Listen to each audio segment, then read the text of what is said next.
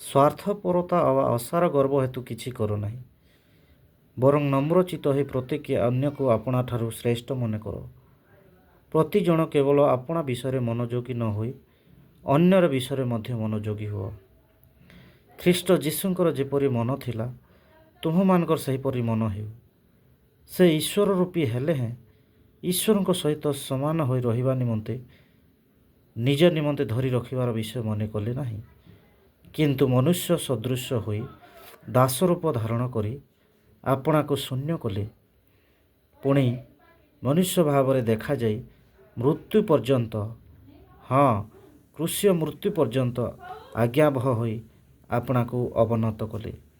ଏହି କାରଣରୁ ଈଶ୍ୱର ତାହାକୁ ଅତିଶୟ ଉନ୍ନତ କରିଅଛନ୍ତି, ପୁଣି ସମସ୍ତ ନାମ ଅପେକ୍ଷା ସର୍ବୋତ୍କୃଷ୍ଟ ନାମ ତାହାକୁ ପ୍ରଦାନ କରିଅଛନ୍ତି, ଯେପରି ସ୍ୱର୍ଗ, ମର୍ତ୍ତ୍ୟ ଓ ପାତାଳରେ ଥିବା ପ୍ରତ୍ୟେକ ଜାନୁ ଯୀଶୁଙ୍କ ନାମରେ ନତ ହେବ।